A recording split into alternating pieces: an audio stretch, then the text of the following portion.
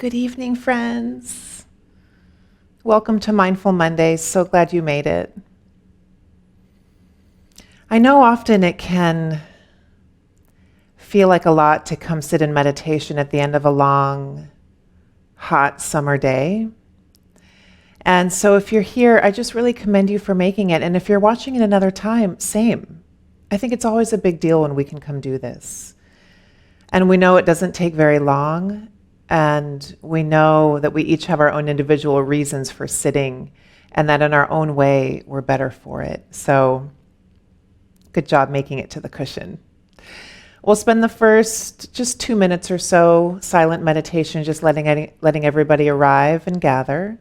So take your time to adjust your seat and get comfortable. And then when you feel ready, close your eyes. And tonight, let's meditate silently on sound, just opening to sound in your environment.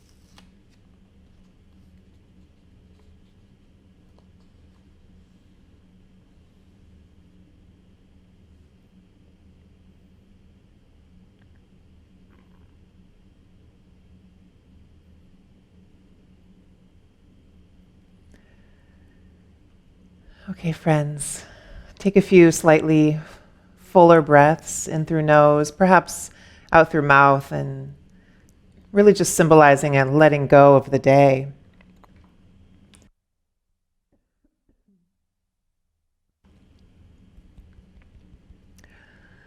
So today and next Monday, we'll finish out June with mindfulness of emotions. We'll talk about this twice more. And you'll recall the first Monday of June, we talked about pleasant, unpleasant, and neutral. And then we talked, about how there are, a list of like 400 or 500 emotions that those feeling states could turn into if they go unchecked. And then we talked last time about the 5 hindrances. And what I love about the 5 hindrances is that the information is thousands of years old, yet somehow it applies to all of us in our own way, which tells us that this human condition, I like to call it, is something that never changes no matter where you live, no matter what century you're in. The human body and the human mind have a very unique set of circumstances that present very unique challenges that are universal to all of us. And I just think those constant reminders of the ways in which we just aren't alone in the big net of humanity are so healing. And so tonight, continuing on with mindfulness of emotion, emotions are rooted in 2 places. So they're either rooted in the body, feelings, I should say, are rooted in 2 places. They're either rooted in the body like a pain, right? So a headache or a toothache, or you stub your toe, there's going to be a certain feeling associated with that. And then we have feelings that are more rooted in our mind, as we know. In Buddhist psychology, they say that mental formations are psychological phenomena. Mental formations, meaning emotions and feelings that are in our individual psyche, are psychological phenomena. What they mean by that is that it's rooted in our individual perception. So something that I find incredibly emotional, you might not find emotional at all, right? And we could be really good friends. We could even be married. We could be best friends or siblings. I mean, we could be very tight, and we could have a completely different perspective on what we consider something that elicits high emotion. Say it's a beautiful morning, it's quiet, the birds are out, you're sitting out back having a cup of coffee, and it's this really serene moment that elicits a lot of pleasure and joy for you. If once on one of those days where you go out back to have your coffee and the birds are singing and the sun's coming up, you get a phone call, and the phone call is presenting you with some really bad news about somebody you love, your perception of that moment is going to drastically change, obviously, based on the circumstances present. And that sitting out back for a while, a couple days, a couple years, with your coffee and the birds might have a different feeling tone for a while because of the memory associated with that phone call. All of that to say, the way we feel about things is completely unique, it's completely individual, and it's circumstantial, it's situational, right? Based off where we are, what's happening, who's around us, based off what we've been through. And I think it's worth saying that just like everything else we go through, from traumas to emotional responses to things to joys, it's so individual, and it begs the reminder that our job here is just to love each other, not to judge somebody else's experience or reaction or response to an experience, but just to love them through the experience that they're having. Huge in parenting. I won't go into the details, but I am trying to swallow my own advice right now. We're on our first day of summer break officially, and it was a rough morning. So we never need to stop hearing this reminder. I don't care who we are, right? We've all heard this idea of emotional intelligence by now. Probably you've heard that word somewhere. And mindfulness practice, specifically mindfulness of emotion, helps us strengthen our emotional intelligence. As we learn to track our feelings through our seated practice, we then learn how to track our feelings with a little more skill in our life practice, all of our time off the cushion and in daily interactions. The thing about emotion and feeling, I want to make this really clear, and I'll probably say this often because I think it's that important, that with mindfulness practice, we're not suppressing emotion. We're also not working with emotion in a way that we want to never act on emotion. So what I mean by that is some emotion is actually telling us that something needs to change in our circumstance. But just as often, if not more, emotion is something that we react on and have a negative outcome because of, something that probably didn't even need reacting on. But some feelings, you guys, hold really important messages for us. And we need to respond and address the conditions from which those messages are arising. I think of this often in like an abusive relationship, right? We're not meditating our way through an abusive relationship so that we can withstand and endure that pain, right? Definitely not that. We are meditating our way through an abusive relationship so that we can determine which emotions we're feeling, probably a lot if you're in that situation or someone you know is, which emotions actually need to be responded to and acted upon, right? And usually that means changing something in our lives. Something isn't sitting well. We know that feeling of something not sitting well, making us nauseous, making us tight. Things that don't need to be reacted upon. My reaction to my kids this morning when they were just being kids, right? And I did go to them and apologize to them, or to my older one, and we talked about it. But so much doesn't need to be reacted upon. Irritation, annoyance, just general reactivity at home. That sense of feeling really frazzled and somebody interrupts you. Like all of that is what meditation can help us feel, move through, and move on from. So two very distinct things.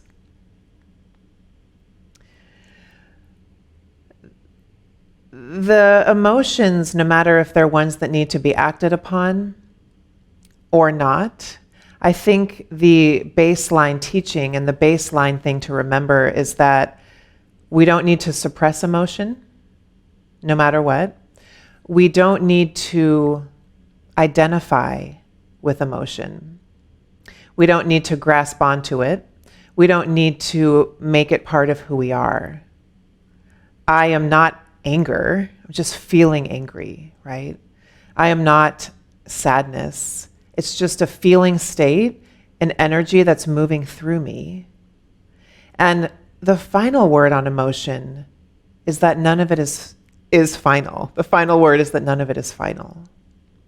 Can you think of an emotion that you've ever had forever? No.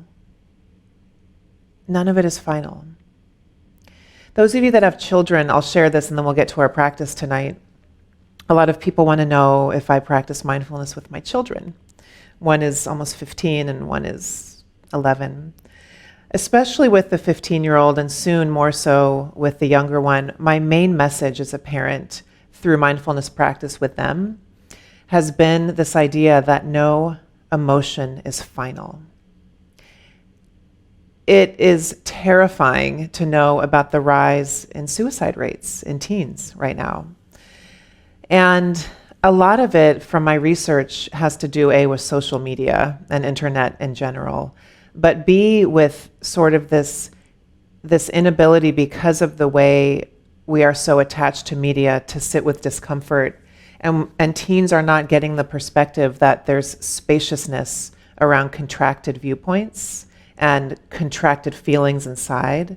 There's this view that the way this is going to be this way forever, and there's no way out. You could be 90 years old and need to hear that message, right? You could be 44 and need to hear that message. 60, 14, 12. I think the baseline message that no emotion is final, not in an attempt to bypass what somebody's going through, not that, but to give them that dual awareness we've talked about in class a couple times this year of this really heavy thing is going on for me, this big emotion is huge, yet I have also this other perspective that this can't be this way forever because energy doesn't work that way. Emotion doesn't work that way, and the brain doesn't work that way. So no emotion is final. Those of you that have kids in your life in any way, whether you're an aunt or uncle or a parent, a friend, it's a good message to share with teens. So let's get to practice. Find your dignified seat. You can sit in a chair. You could even stand if sitting is just hard for you. You can do all of the standing if you wish. Lying down is okay. I get a little sleepy myself, but what's most important is that you're comfortable. I invite you to close your eyes, or if it's better for you tonight, keep your eyes open, but your gaze down. So your eyes are like small slits, just letting a little bit of light in.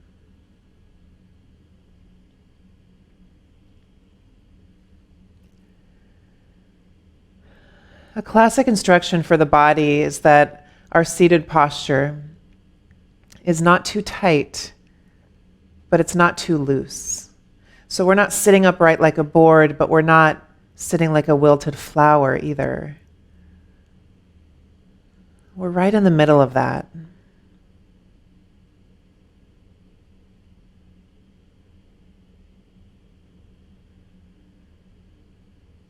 Take a few deeper cleansing breaths.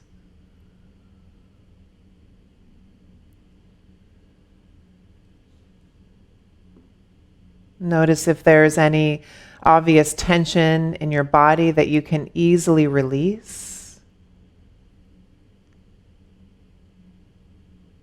And soften the eyes, soften the face.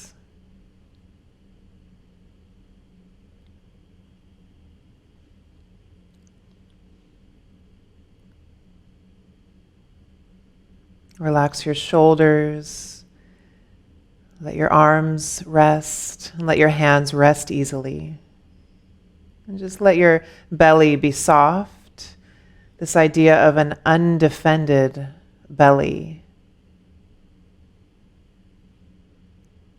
And now let your breath be natural.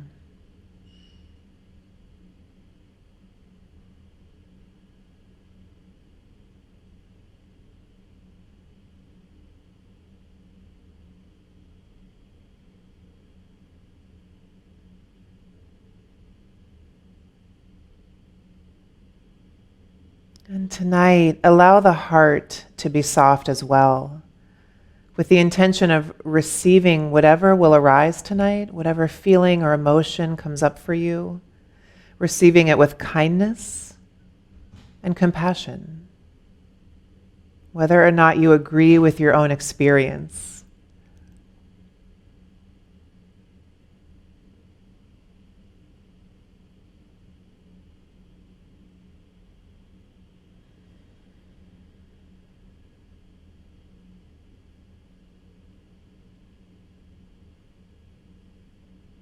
With this embodied presence, bring awareness now to breath.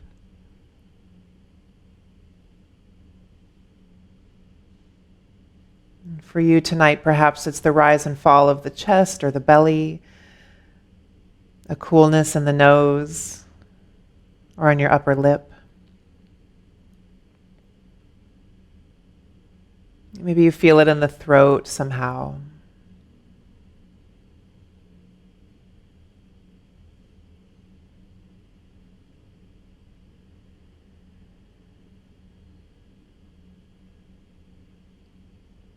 And as we progress through meditation tonight, anytime you need to anchor back, you can come back to the spot in the body where you feel the breath, as we did just now. Or if it's better for you, come back to the hands and how they feel resting in your lap. You can connect to that weight of the hands tonight as your anchor. You'll choose one of those two.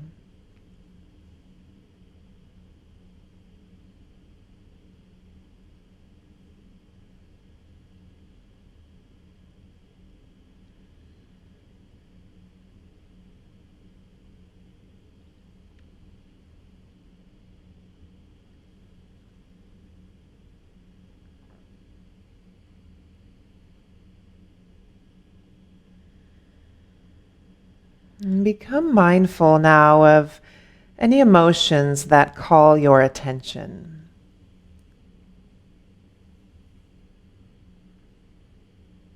A caveat is that sometimes when we sit for a few minutes first, we've kind of chilled out and there's not a lot of emotion present.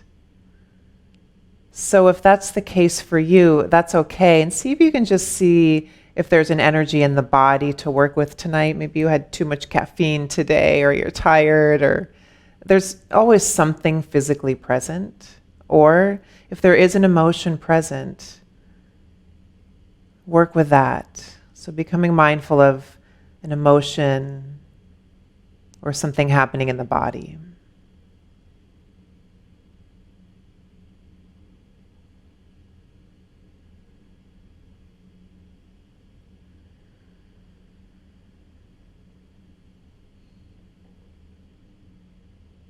And as you become mindful of this emotion, I invite you to bring the same mindful, loving awareness to this as you did to your breath, as you did to your posture, as you did to your soft heart and your undefended belly.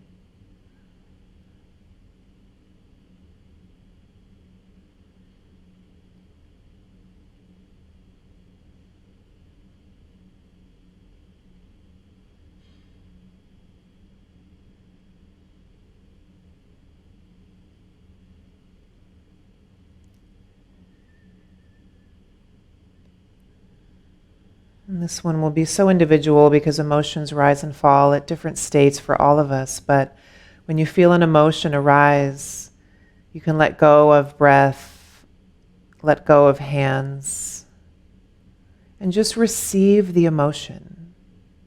Receive it kindly and compassionately.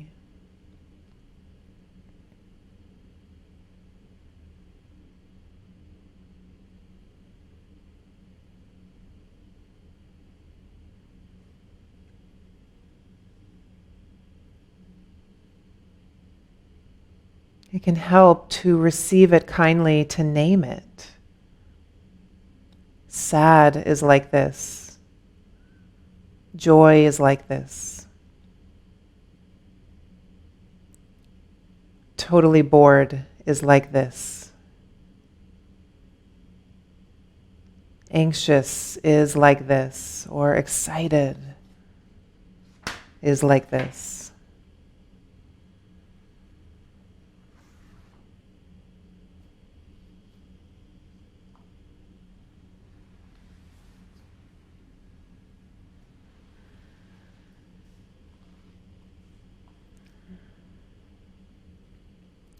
I will offer that numb is one you could work with.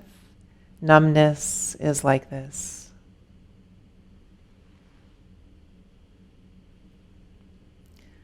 And where do you feel this emotion in your body? Where do you feel this emotion in your body?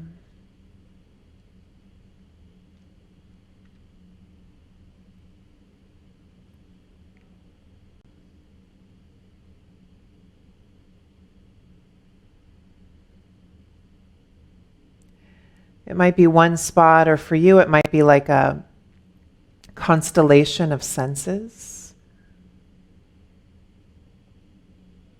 And as you notice how this feels, a reminder that you're bringing kind awareness to it, not judgment, not assumption, and not analysis, but just kind awareness.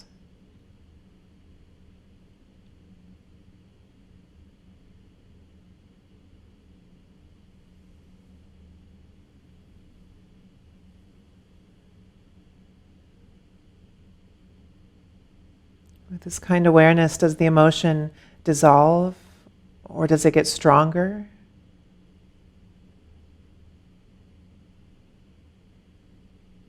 Does it change into another emotion?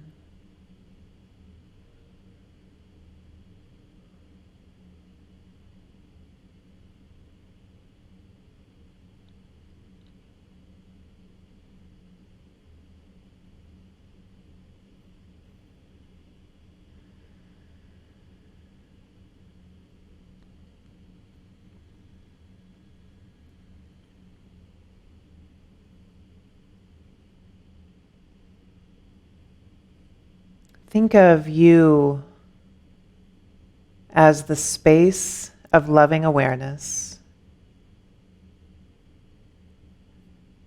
that can kindly notice emotions as they come and go.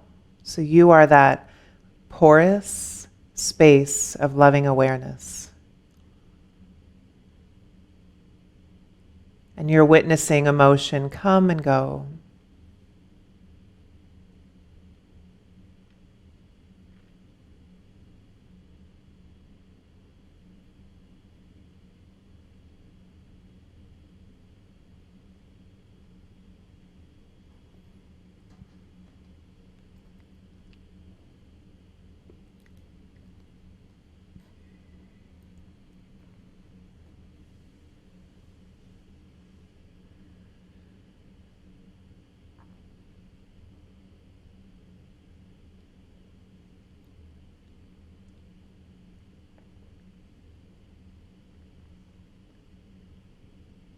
If the emotion feels very strong or there's some kind of resistance in contacting it, it's helpful to notice the story that the mind is bringing with the emotion. So there's the story and then there's the feeling in the body There's the mind's narrative and the felt sense. And if that's you tonight, just acknowledge that story kindly. Same instruction. Bring a loving kindness to the story and then let it be in the background. And again, just bring a gentle presence to the body's felt sense of the emotion in the foreground.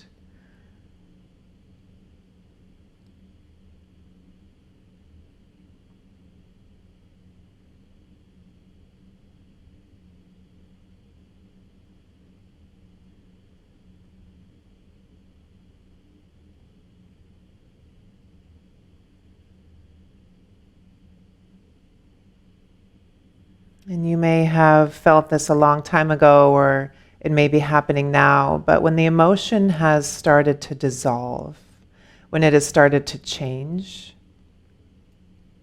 return back to awareness of breath for about a minute. Awareness of breath for about a minute.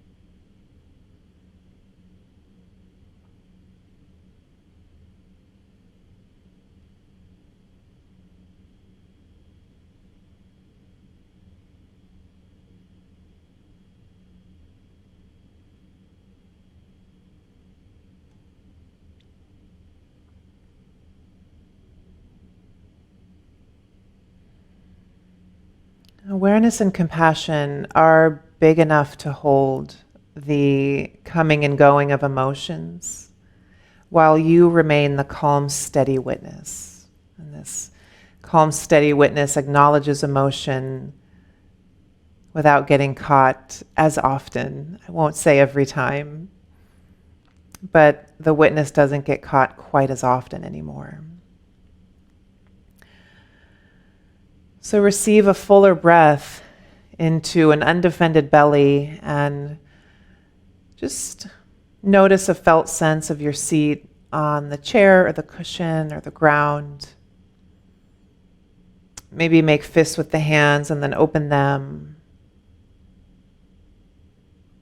And as you open your eyes, begin to look around and just kind of get your surroundings. See where you are. So this practice is kind of a challenging one, mindfulness of emotions, because as a formal practice, it's what I mentioned, that sometimes we sit down and we have a couple minutes of just grounding meditation, and some of us can get pretty chill, and then there's not a lot of emotion present temporarily. I know some people sit down for a few minutes of meditation and kind of amp up inside. So some of you might have had a lot to work with, right? And both situations are fine. It's totally normal. This is a good one to maybe add to your list. You can add individual classes to add to my list so that when you're in a heightened state, if you have the time and space and can even remember to practice this when you're having a moment, or maybe you're having a day, something has just really triggered you and you're tired of feeling how you're feeling about it, this would be a good meditation to do on a day like that. So with this one, just think, keep it in your back pocket. Think no emotion is final ever. And the purpose is to notice the emotion in the body and kind of toggle back and forth between the felt sense of it and then anchoring into breath or hands. And then noticing the felt sense of it and anchoring back. And a lot of times, not every time, but a lot of times that ebb and flow helps the emotion just lose so much weight and lose its intensity, kind of lose its grip over us. So thank you so much for being here, or if you're watching later, of course, thank you, thank you. I send you all the love. I'll see you guys next week.